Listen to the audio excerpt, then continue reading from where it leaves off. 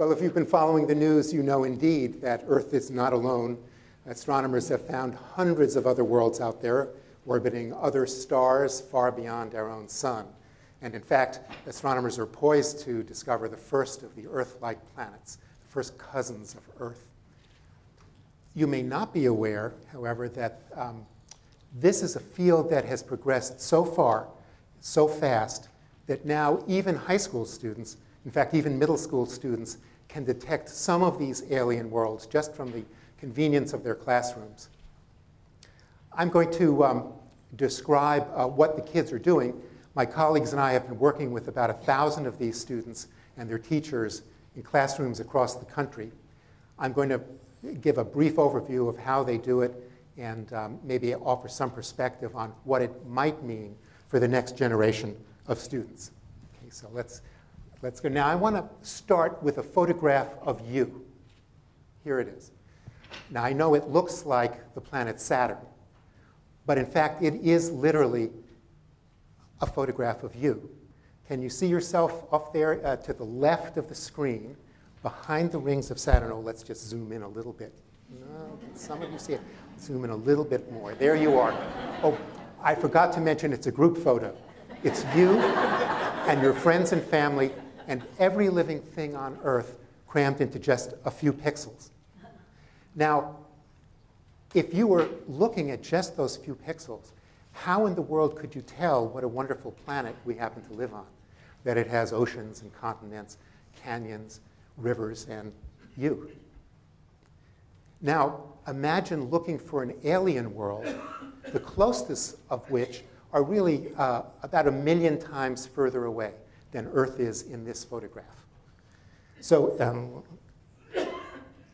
as hard as it is to even see that dot here, it's 1 million times harder to see an alien world. In fact, that dot will be 1 million times smaller and 1 trillion times fainter. You would think it couldn't be done, but in fact, well, can it? How difficult is it? It's so difficult that it's like learning the world's most difficult language. So difficult that even a child can do it. The wonderful thing is that you don't need the Hubble Space Telescope. You can do it with, in fact, one of the world's smallest telescopes. This one, part of a network, was built at Harvard and the Smithsonian, and it sits now at the Smithsonian's observatory in Arizona.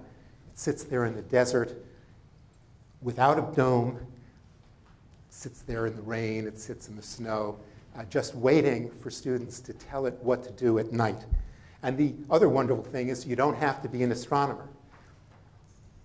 You can access and control the telescope from the classroom or from an after-school program or from home. During the day, the students tell the telescope which of these alien worlds out there they want to observe.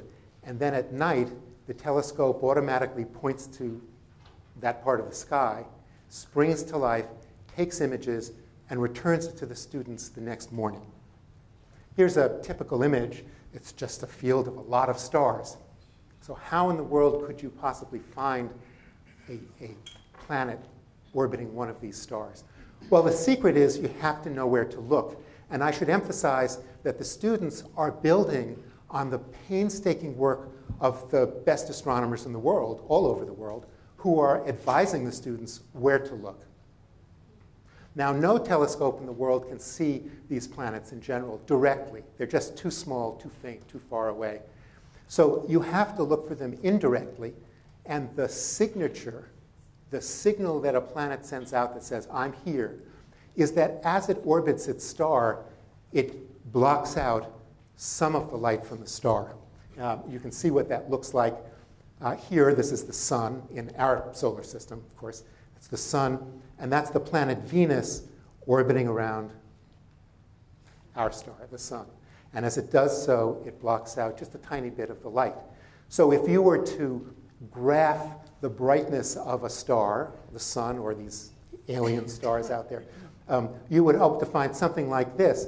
The brightness of the star would remain the same until the planet passed in front of it, and then you'd get a little dip in brightness. The star would appear dimmer, and then it would get brighter again as the planet passed around to the other side. So we're looking for a signal something like this. Students take images all night long and measure the brightness of the star in each of their images. And if they're careful, they get something like this. This is the signal of an alien world. These students are among the few human beings on Earth to have actually directly detected an alien world. Now, I know you would all love to see a photograph of a planet that looks just like the pale blue Earth as seen from space. It isn't going to happen. It's not going to happen. This is the signal that we get, whether you're a professional astronomer or a student. The wonderful thing is that just from measurements like this, you can tell not just that there's a planet out there, but you can actually determine the size of the world. You can tell how far it is from Earth. You can even tell how near it is to its own star, and therefore how hot it might be and whether it is likely a good place to visit. The other thing I want to point out is that these data are messy. And that's a good thing, because one of the great lessons of looking for other stars is that you have to use your own data. You have to use your own data. These are not canned. They're not from a textbook. They're not simulated. They're the students' own results. And so they have to assess critically and collaboratively their own data. In a world that some people think is becoming a world of, or country of strong opinions, at the expense of evidence, we feel that this ability to critically and collaboratively assess evidence is really important for students. And we've been building a community of these student planet hunters who publish their data online and then compare and critique their results. In fact, the different colors in this slide represent different schools that have combined their data. And we now have dozens of these schools working with us around the country. So far, the students have detected 6 alien worlds. They're the giant planets that are fairly easy to detect, and they're close to their stars, so you won't want to pack your bags and go there anytime soon. But we hope in the next year to hone in on smaller planets that more closely resemble Earth. And it can be done even with these small telescopes, which is the amazing thing. Now, of course, it's nice to know that there's a planet there, but ideally we want to know what it looks like. What is the surface like, for example? Does it have continents, oceans, clouds? Is there an atmosphere? Could we breathe it? That sort of thing. And you would think, again, that from just a couple of pixels, or 1 pixel of light, it would be impossible to tell that. But in fact, light carries enough information to allow us to reconstruct what the surface of a planet is like. Now, astronomers are just now practicing how to do that. We don't have enough light coming back yet from these alien worlds that have been discovered. We have some data coming back, but you really need a lot of information that's carried in the light. And so astronomers are practicing using models to try to figure out, try to match the properties of the light with possible features on the planet. And we're doing that now with our students. We're working with interactive models that they work with. Basically, these are imaginary planets that artists have drawn or that the students themselves have created. They have various features, and the students try to model how these will affect the light that's reflected from the planet or emitted from the planet. They, for example, can create their own ice age. Ice is bright, so these planets with ice worlds will be much brighter than a world that, for example, had only oceans. Water worlds would be dark because from outer space, an ocean is as black as coal. Even plants have their own distinctive signature. And so we can determine that just from a single pixel of light. And then the students can set their planets in motion around a star and see what the planet looks like from different perspectives during the alien day and during the alien year. Now, I want to say a few things about what challenges and opportunities this kind of work engenders. Where are we going, and what are some of the questions that arise? And these are just my own personal view. They're a little bit eclectic. First, I think, is the question of who are we in relation to our technology. I want to just rewind history for a few moments to the 1760s, when England and France sent astronomers all over the globe, in this case to observe the planet Venus and the sun. They could tell basically by looking at Venus from different perspectives on Earth, they could tell how large our solar system is. And at that time, no one really had an idea how big our solar system is.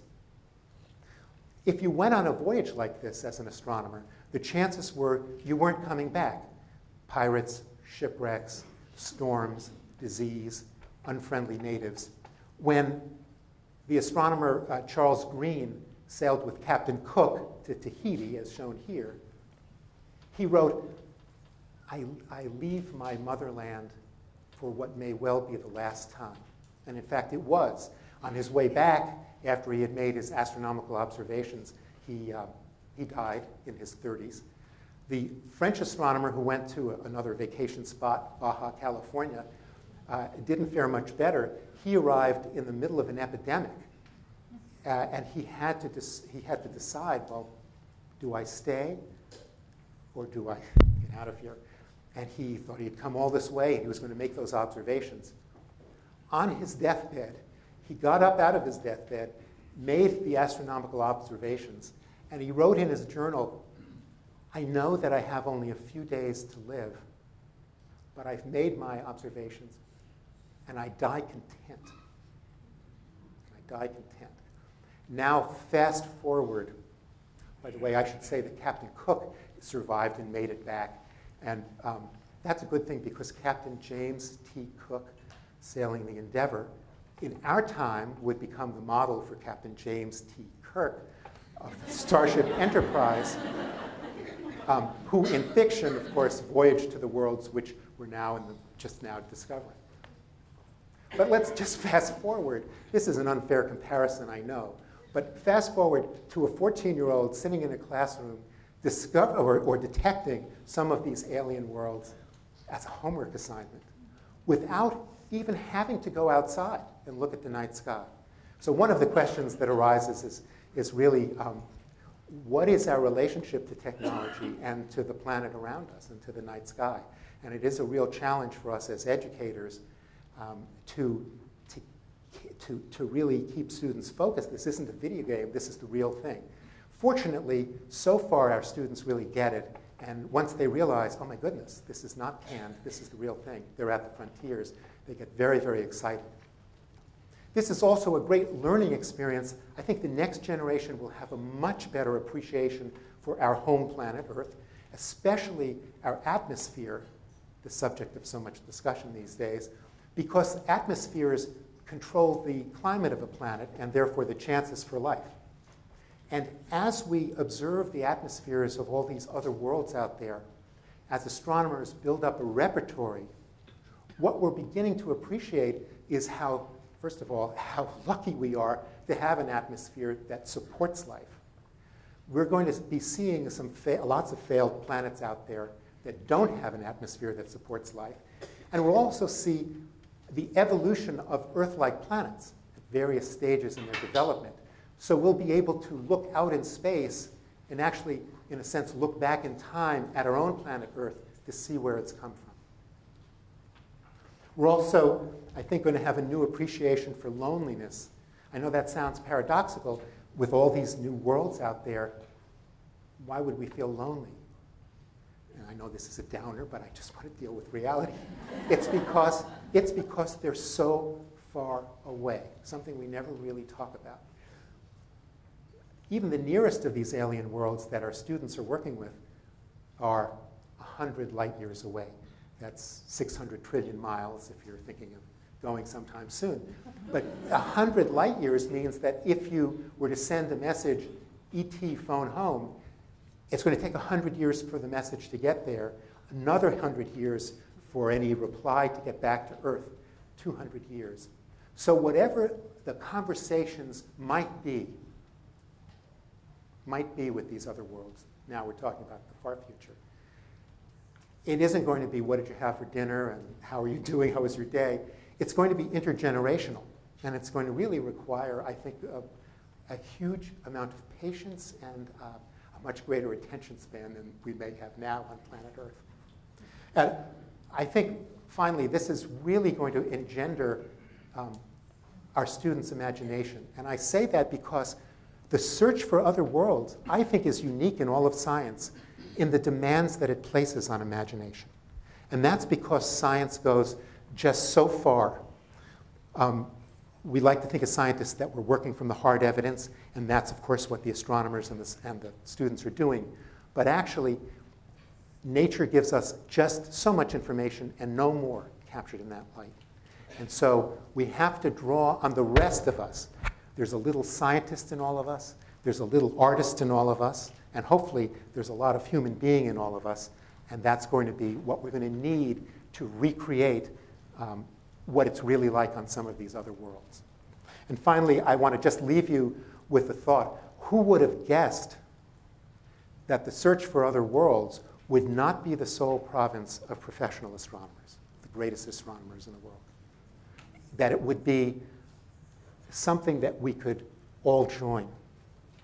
It would be really a worldwide community.